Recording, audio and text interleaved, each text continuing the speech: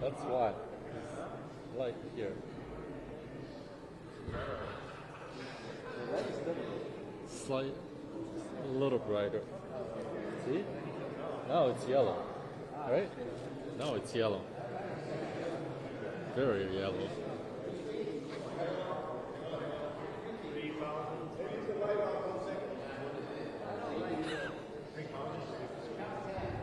Huh? 1, 2, 3, 4, 5, 6, 7, 8, 9, 10. Everyone's turning on light.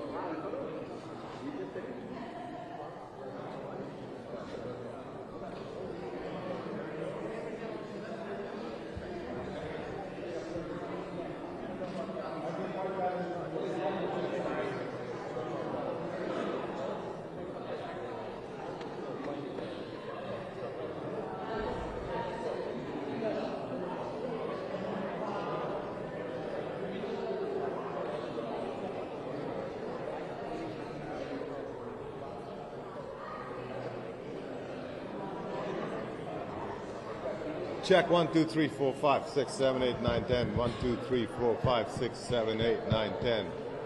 Mic check. 5, 4, 3, 2. Good? 1, 2, 3, 4, 5, 6, 7, 8, 9, 10. Cool.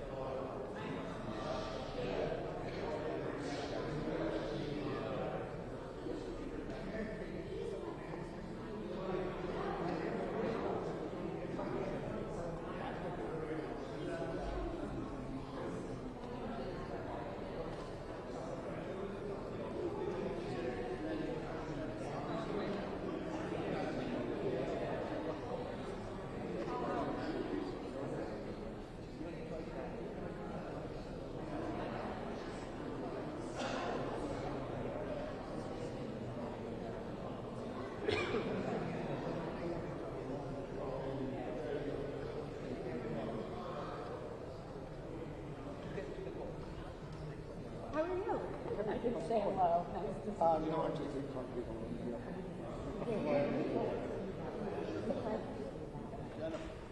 Yes, sir. Yes.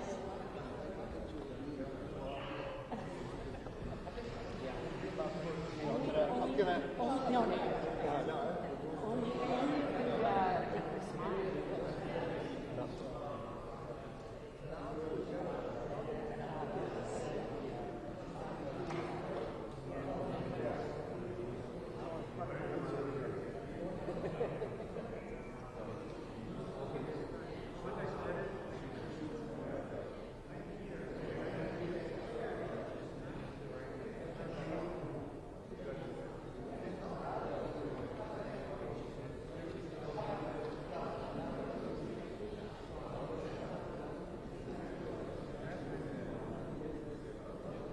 Mic check.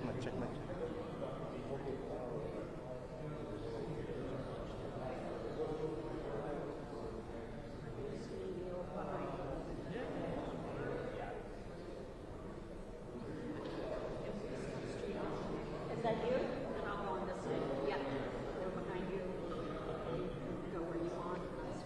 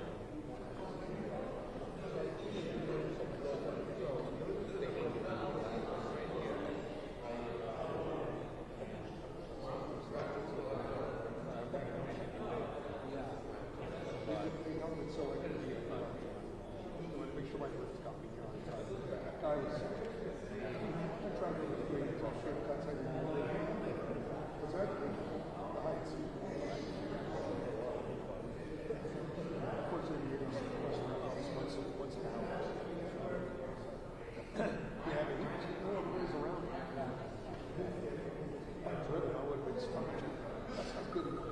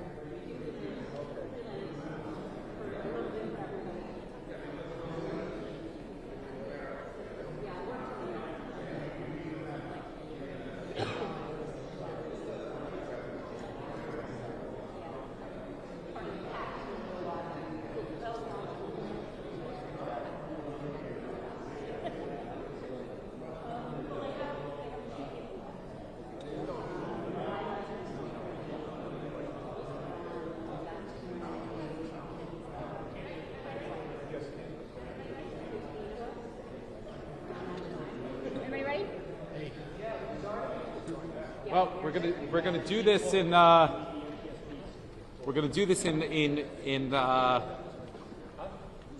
two shifts in order to make sure that we answer questions properly and there's no perception of the NTSB engaging anything in local and separations there. So we're going to just say thank you really quickly. We're going to have the NTSB come up here, brief you on where they are in the process. Then the city will come back up here and answer any specific questions on where we are from the process on our side. So you have the chairwoman of the NTSB. She'll come up here shortly. She's right out there. She'll answer any questions, tell you what's going on. Then we will resume from the city side, answer any questions separately. So we'll ask you guys to separate those two components out with regards to questions. I think Kim is providing you right now the names of the individuals and confirmation for those of you that don't have that. So we'll give it a minute, and the chairwoman of the NTSB will come in, and then we'll take it from there afterwards. Okay?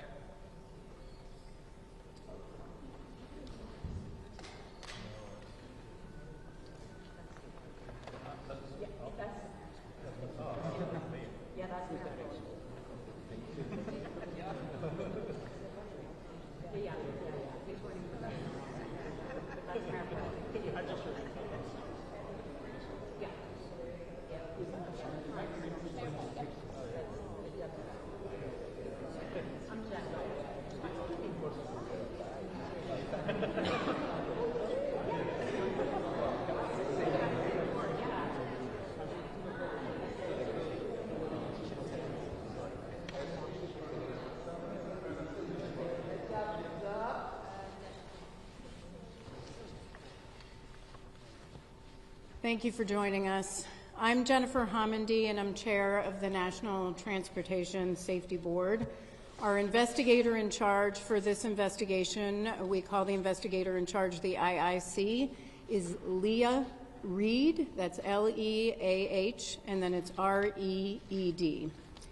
The National Transportation Safety Board is an independent federal agency that's charged by Congress with investigating every civil aviation accident in the United States and significant events in all other modes of transportation. As you know, we're here to investigate yesterday's crash of a Bell 206L4 helicopter into the Hudson River near Jersey City, New Jersey. The helicopter departed the downtown Manhattan Wall Street heliport in New York at about 14:50 for an air tour flight. The helicopter is owned by Meridian Helicopters, LLC, which is based in Broussard, Louisiana, and operated by New York Helicopter Charter, Inc.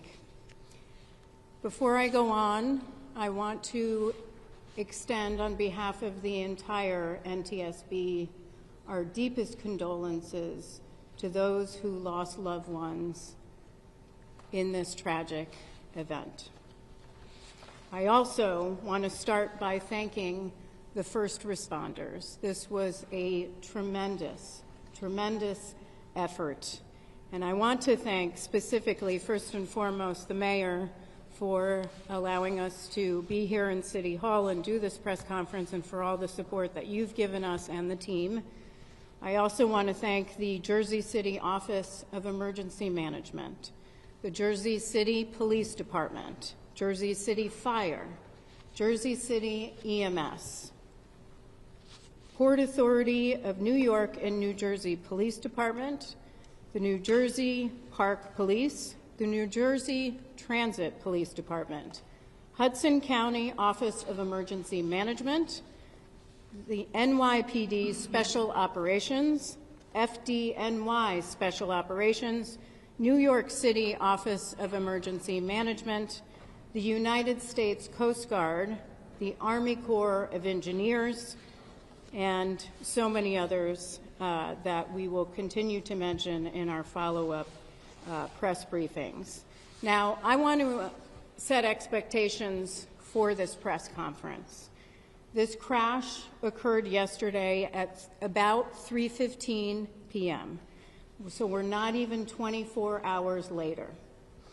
Rightfully, the focus yesterday was on, first and foremost, victim recovery, and then wreckage recovery.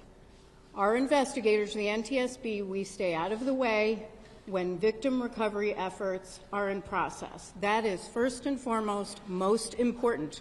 Our investigation can always wait.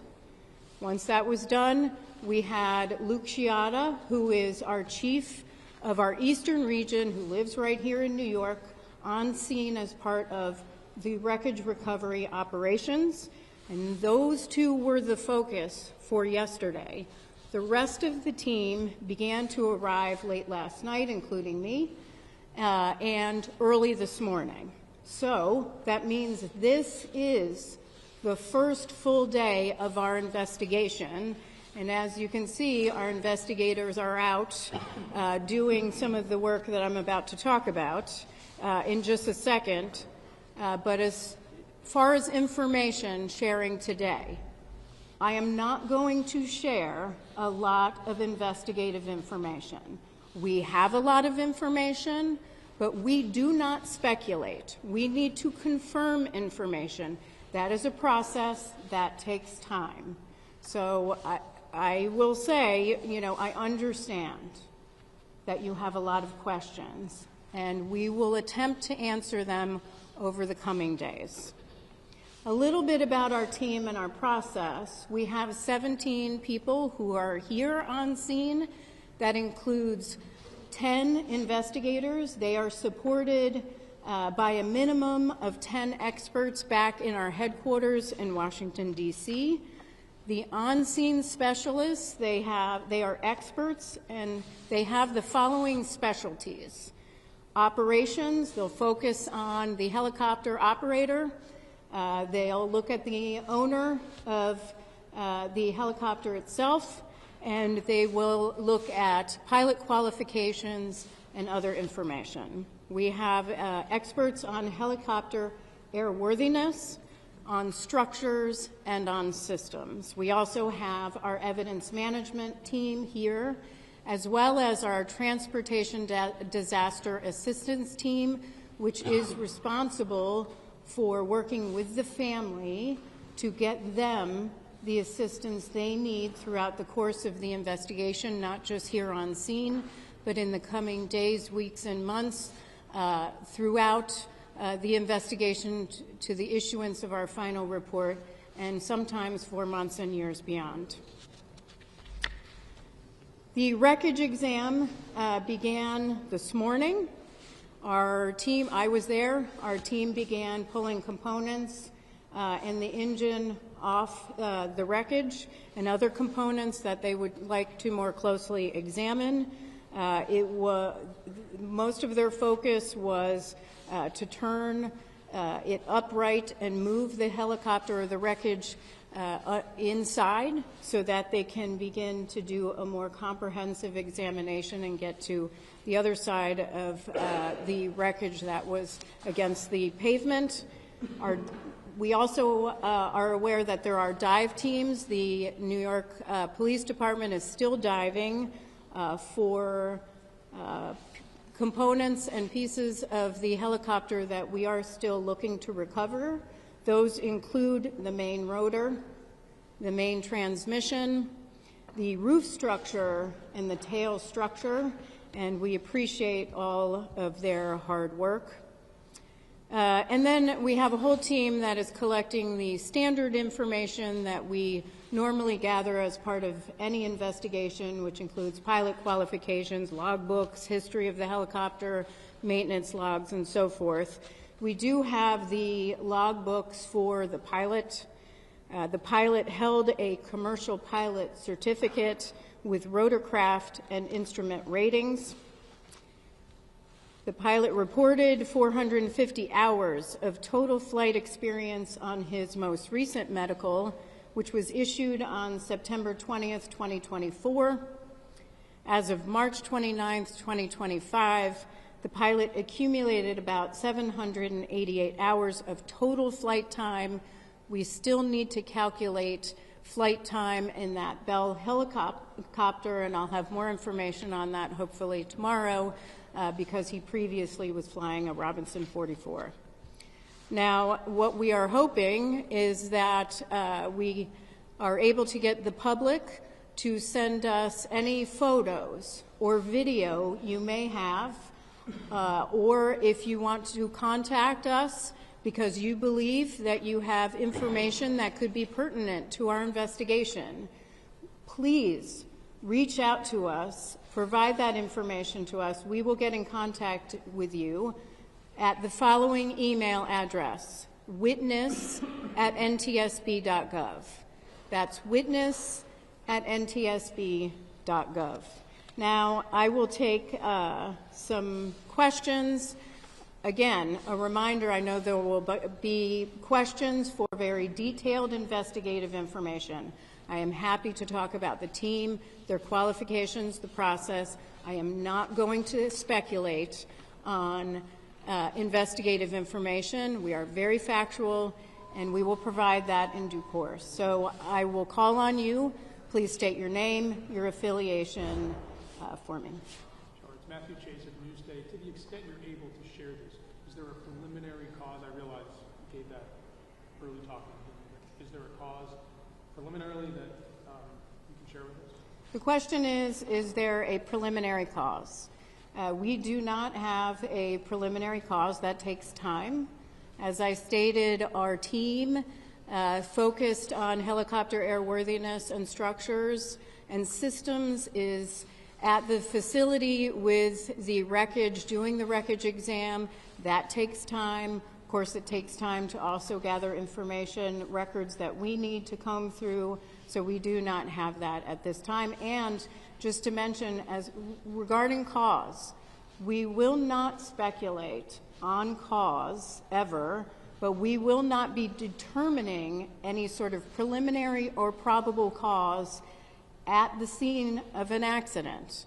We don't do that. What we are doing here is gathering the perishable evidence, the evidence that we need to gather for our investigation. When it comes to maintenance logbooks and other materials, we can look at those materials later on. What we need to do is look at the wreckage now.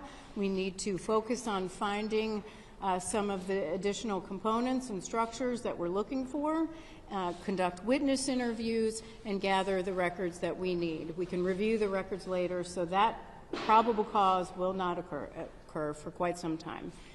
Yes, ma'am, and then we'll go here.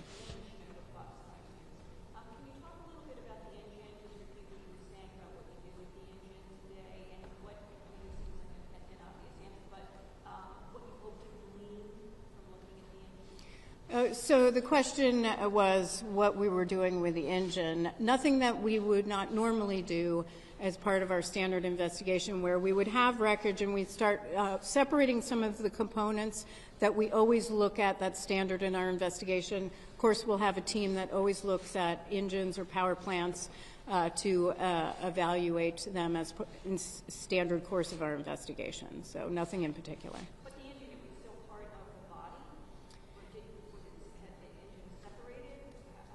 It was in the wreckage, and so we separated it from the helicopter so we could take a closer look at it in a more upright position. Yes, sir. Thank you for taking the question. Sam Rocker, NBC News.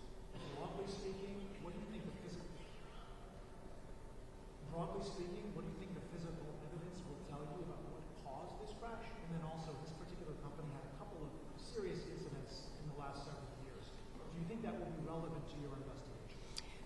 The question is, what will us looking at as part of this investigation on scene tell us about cause, and what will we be looking at related to the safety history as part for this particular helicopter company? First of all, we always look at safety history.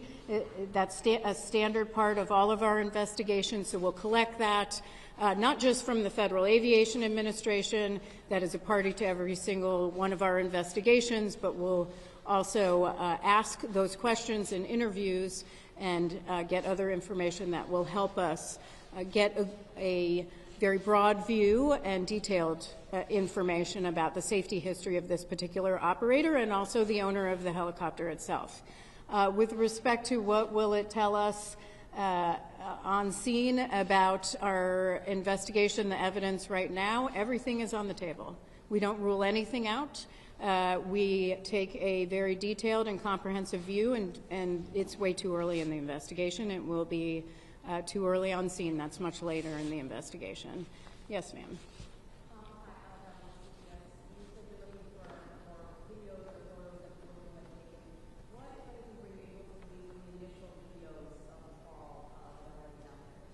The question is, what have we been able to glean from the videos that are already circulating on social media? Those are very helpful for our investigators, certainly, but a lot of those videos are from a very far distance, and so we'll have to look at those a little bit further back at headquarters, but we're hoping to get some additional videos that provide us information. We don't know what people have recorded or taken pictures of that could be helpful in an investigation.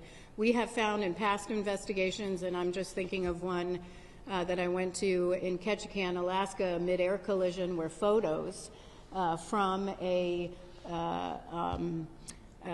somebody who was on board one of the airplanes helped us significantly in our investigation. So it can be very key parts of our investigation. So for anyone who didn't hear my previous request, please send us any sort of videos or photos or information you'd like to share with us at witness@ntsb.gov. Yes, ma'am. I know when you do these investigations, you also come out with recommendations. I mean, knowing the history of these crashes so far, are there any thoughts that you have in terms of regulating this industry even before looking at this particular crash, just based on the amount of crashes that have taken place with these sightseeing helicopters in general? There's a lot of debate on whether they should operate at all.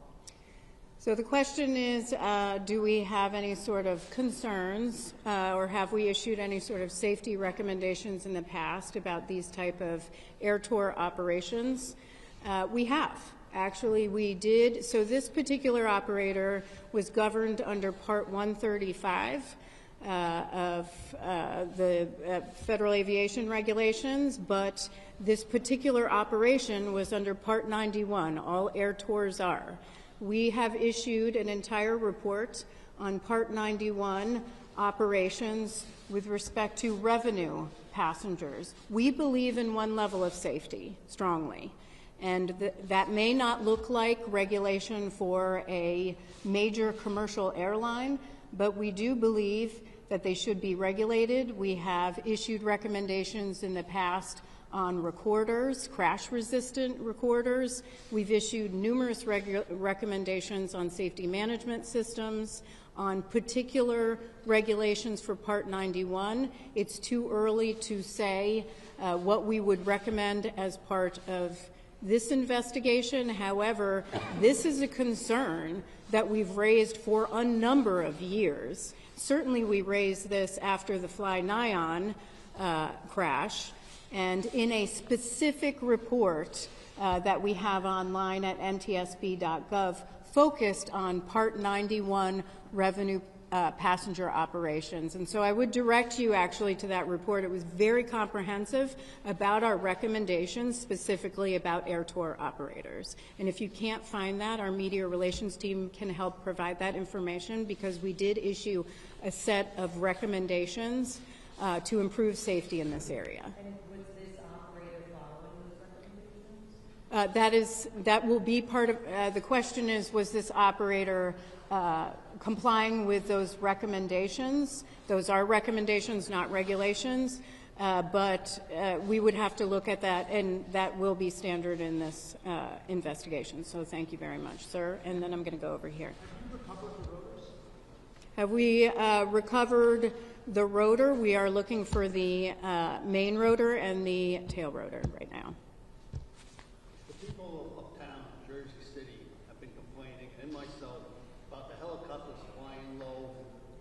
Buildings up here, these 60, 70-story buildings, and we've asked, what's the FAA up in Connecticut, to get them the heck out of here and let them fly down the Hudson River. I'm telling you right now, if something isn't done, there's going to be a disaster where they're going to crash into one of these buildings or crash into the neighborhoods up there. They are annoying and they're bothering. People have been asking and asking and asking, and nothing has been done. Thank you. There was a comment about, thank you, sir. There was a comment about the concern about these helicopter operations, and thank you very much for sharing that. Appreciate it. Yes. Thank you. Mary Escobar from Union Edition. I understand this is just the beginning of the investigation, but everybody sees these videos, and I think what people are wondering, how can it be possible that a rotor can break apart in midair in that way, and then at the same time the helicopter, to the point that then it's inverted. I mean, was speed a factor? What would provoke such tragedy? The question is, what would result? How did this essentially? How did this tragedy happen, where a helicopter would break apart in the air? I understand that is a significant concern and a question on everyone's mind. It is going to take time. We need to do a very thorough examination of the wreckage to determine what occurred first and how that occurred. Once we have that, we'll be able to release that to the public. Two more questions? Yes. Sure.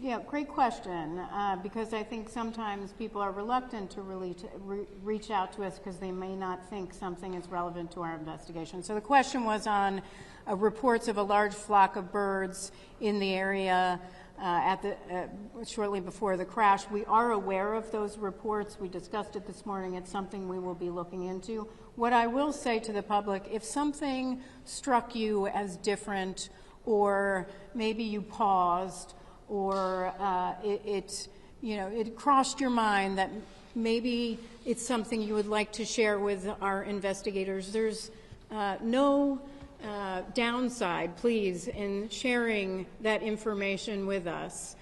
You can be very helpful in providing that investigative information to the NTSB. So again, witness@ntsb.gov. Even if you think it's irrelevant, please send it in. Yes, sir. Hi, Stephen Nesson, WNYC Radio. You said there are 17 people on site here working on the investigation and 10 in D.C. Is that how many people you would typically have for a helicopter crash investigation? Is that the same number, for example, during the Flynon helicopter crash, or have cuts of the federal government reduced your number of investigators? So the question is, the 17 investigators here and 10 who are supporting back home, but the 17 personnel here, 10 of which are investigators. Is that typical for an investigation like this? How would it compare to Fly-Nyon, and would it be less as a result of any sort of cuts to the agency? First of all, let me address the agency. We have not experienced any personnel losses other than typical retirements in our agency. Our agency has been provided with, by the administration, thank you, an exemption from the deferred resignation program. We got a hiring exemption for several investigative positions within each of our transportation modes, so we can bring our numbers up to help us in our investigation, and that is critical. So we have not suffered in any way. With respect to comparison on Fly-Nyon, I don't know how many investigators were here on Fly-Nyon. Certainly our media team can provide that to you. It really isn't, what I will say for our investigations is when an accident occurs, we look at what might be areas we want to look into. How many people can we send based on the rest of our workload? And because we have a pretty heavy workload right now, and that is the decision making that goes into what expertise do we need and who do we want to send. That is what feeds into that, so it might vary depending on the investigation. Okay, that is the end of questions today. What I will ask is that you monitor X which is NTSB_newsroom, and also NTSB.gov, which is our website, which will have updates on future press conferences. Thank you so much for your time.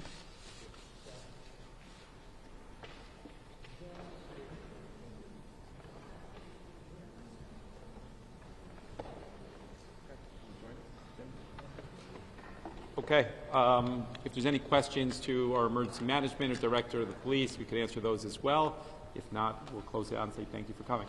You know, was there a black box? I know this may be an NTSB question, but do you know if there was a black box? Want to speak to that, Greg? Black box question. At this point, we have been advised that it was recovered. That's part of the dive operations that's currently underway. There is a black box? I don't know, but if there is, that's part of the dive operations that's currently underway. The NYPD scuba. Outer. Yeah, the NYPD scuba team, as indicated by the chair, has been assisting us since the last evening. They're doing a comprehensive search of the crash area. If in fact that item is recovered, that'll be turned over as part of the evidence. You don't know if I don't know if this, right. But is it possible that this model does not have a black box? I have no idea. That would have to be directed to. Yes, Pat.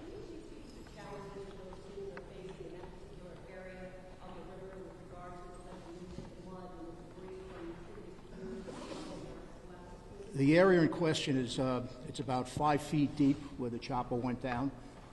It's a very rocky substance on the bottom there. So there was challenges for the scuba people to get in there. Even to this day, we were doing recovery on the pier line and the shoreline where getting a boat in that close was tough. So it was a lot of the stuff our emergency service people, people from my office were out there physically walking the shoreline recovering items. You said 5 feet deep? 5 feet deep, roughly. Yes. Question for Mayor Bullock. Do you know if the brother's brother-in-law is flying in from Spain to arrive yet? I believe they said it was an hour and a half from now until he arrives. Is that what they said? Yes. All the he was flying in this morning, and then they said an hour and a half from. He'll be arriving about. Yeah, in about an hour from now, he'll be arriving. So, question for the gentleman from emergency management: how big is the debris?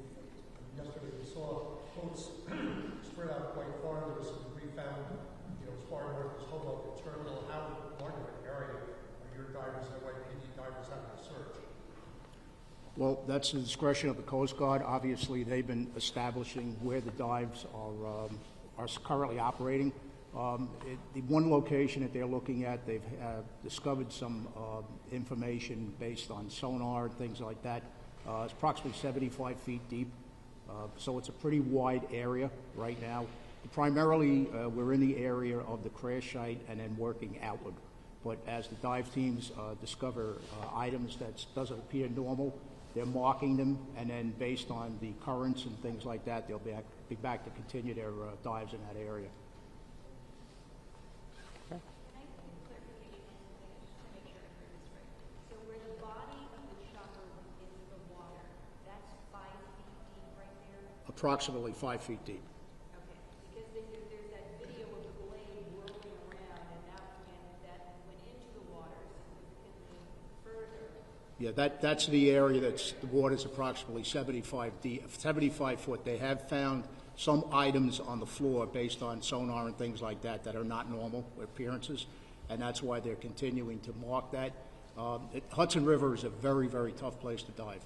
So we're dealing with the expertise of the NYPD, and they're going to make sure it's done safely, and we're going to recover what's down there. It may take some time, but they're going to stay there until they have to get where they have to get. Visibility in the water. Excuse me? Visibility in the water. Very, very murky. I mean, I was there last night when they were physically removing the victims. You literally can't see a hand in front of you, but they did a phenomenal job. Okay. Forgive this ignorant question, but 75 feet deep from where? From the shoreline. Greg Kears.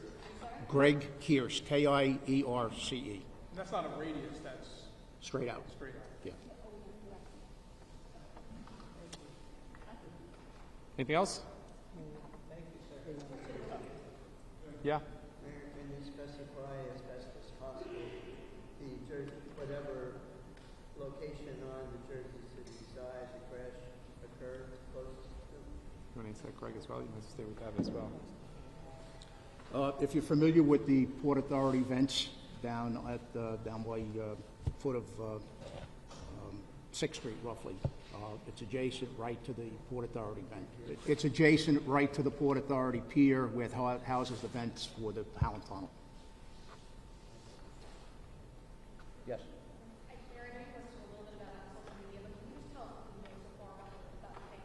I'm sorry? They told us, I touched on the fact that they were here for a birthday trip for the mom. Her birthday is actually, I understand, in June, but there was a trip that they were doing now. It was one of the child's birthdays today. He was here for a business trip, arriving on Sunday, touring some Siemens entities in Pittsburgh, is what they told us. And then they extended the trip with the family arriving a couple days ago for the birthday portion of the trip. Birthday today or yesterday? They said his birthday, or one of the child's birthday, was today, is what they said. Yeah. Excuse me? I don't know. Yeah? Just a quick question about birds. Forgive me, I'm not familiar with the birds in this area. Is it a typical problem that there are birds that could possibly, interact with There were 3 working theories. There was the birds discussion, there was drone discussion, and mechanical failure discussion. And we'll see where it goes. And again, I don't want to hypothesize, but I think as time goes on, we'll leave it at that. What are your thoughts on the regulation issue? I think that you need more regulation there, and we need the FAA to restrict the tourism on the helicopters. It's a very crowded space, and those of you that aren't familiar with it, you only could go so high because you can't interfere with Newark, LaGuardia, and JFK on the commercial airlines. So you have all of the news outlets, you have the transportation, you have the tourism, all in a very, very tight space that can't go above a certain elevation. So it is very congested, and it's a very, very congested space on the ground. So it's dangerous, and as he said, had it been 50 feet more towards the shoreline, it would have landed on a walkway that is highly trafficked and not far from a playground over there close to Newport, and it's another 100 feet. It could have been in the middle of Newport Parkway. So it's a very dangerous situation. You want them to happen? Yeah, I think that you need to be practical about it. Post 9/11, there was restrictions, and it seemed like it worked okay. And then over time, we've brought back those restrictions and more traffic. That helicopter did multiple tours that day already. They are very busy operators, and that probably is going to lead to questions around maintenance and all of those sort of things. And by the time it's resolved, the world will stop watching this, unfortunately, because it takes the NTSB a lot of time to get to a resolution. But there's going to be a lot of questions on how those tourist operators work, and I think there's reason to be concerned over it. Hi, my name is Agustin Escobar. The pilot has been ID'd as a Navy SEAL vet, and I was just wondering if you've been in contact with his family. They told us I have not. He's been in contact. The mother is in Utah. And he's a veteran and African-American male, 36 years old? Yes, 36 years old. Yeah. For clarification purposes, Mr. Mayor, for unionization, we understand there were 3 children. Can you clarify the ages? Do you have the exact ages? Kim, when we're done, Kim will give you the exact ages. Kim will come up at the end and give you the exact ages. She'll give you that information. She'll give you that. Anything else before we wrap it up? Yes. I mean, look, you have these operators saying a lot of different things. I think a reasonable person would come to the conclusion that if you're a pilot and you're going on a trip, you would recognize whether you have fuel or you don't have fuel. And that helicopter was used on multiple trips earlier in that day. So I would likely rule that out. I'm going to go with the hypothesis that that's probably not going to end up being the outcome on this. Have you worked with the family in Spain? We spoke today to the executives. To the executives at Siemens, and they flew out last night. And the one that flew out actually has a close family relationship with the deceased. They would vacation together. So there's familiarity there. He was facilitating conversations with the consulate in order to facilitate the release of the bodies to bring them back to Spain. And then, as we said earlier, family members should be arriving in an hour or so. You said the brother-in-law? Kim will give you the pilot's name and the ages. Brother-in-law, you said? Yeah, I believe it was the wife's brother. Yeah. Yeah, another question for your emergency management folks. Greg. Items that the divers are looking for, does that aircraft have a black box? Are you looking for that? Whatever items, as I say, I'm not familiar with whether there's a black box or not on that type of an aircraft. What they are looking for now in particular is a transmission, the rotors, and other associated items associated with the actual engine and things like that. When the chopper was taken up, it was very, very seriously damaged. So as the NTSB chair had said, it was delivered to the Army Corps of Engineers via boat. And this morning they were over there first thing doing their first portion of the investigation. But as I mentioned, there were some items that were found on the sonar that is a matter of interest. So they are continuing to do their dives. Weather permitting, of course, you know, it's a tough, very choppy out there today, but they're the best at what they do.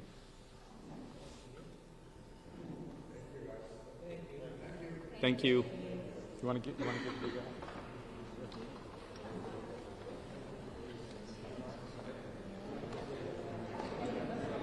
Okay, if everybody's ready, I can give the names. If I could give them once, that would be great. If everybody is ready, everybody have pen and paper? Okay. Hey, Director, how are you? They're asking if you guys can just get down because they're just wait, guys.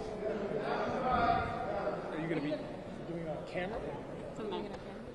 They're asking you to. They're yelling at you. She's not saying anything that's for the camera. She's just giving a name. I'll wait till you're ready. Okay. Spellings. I will give names and spellings, and I'll do it twice. I'll go back over. Please forgive the pronunciation. Agustin Escobar, Canadus. That's Agustin Escobar.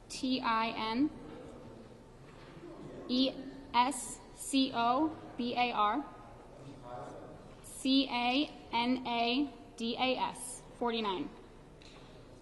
That's the father. Mercy Camp Ruby Montal, MERCE CAMPRUBI MONTAL, 39. That's one word? Yeah, that's three names. Mercedes Escobar Camp Ruby, MERCEDES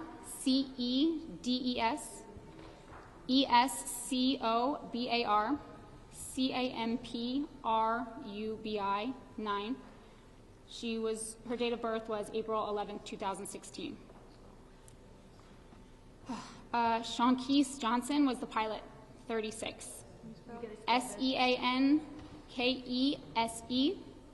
Johnson, spelled normally, JOHNSON. And he's 36. 36. I can go through it again if you guys need Just me the wife and kids. to. Okay, so I'll just go through it all one more time so that we don't get asked so much time. All right, so 49-year-old Agustin Escobar Canadus, AGUSTIN ESCOBAR CANADAS, again 49. Mercy Camp Ruby Montal, MERCE CAMPRUBI MONTAL, 39. Victor Escobar Camp Ruby, VICTOR ESCOBAR CAMPRUBI, 4. Mercedes Escobar Camp Ruby, I'll just spell the first name, MERCEDES. And then the pilot, Shawnkeese Johnson, SEANKESE, Johnson spelled normally, 36. Where's the other child? Those are the names that I have right now. There's 3. Oh, no, there's 2. Yep. Oh, you're right. Those are Two. the only names I have right now. Yeah, Victor and Mercedes. Those are the only names that I have confirmed. We don't have the 11-year-old. There were 3 kids, yeah. Agustin Canadas is the dad, right? 49. 49. So why don't you have the, I'm sorry, just, That's what I have confirmed. It's out of my hands. That's what I'm giving. and the two that passed at the hospital, do you know which were But they were the two children, right? Sorry, how old is Mercedes? Yeah, she would have been 9 today. The one thing I didn't get is just like the spacing. I know, I'm sorry. You said it quickly, so. Well, they're all because they're all spelled the same. Okay. It's like Escobar, Canada's. Camper Ruby, Escobar, Escobar. In Spain, they used to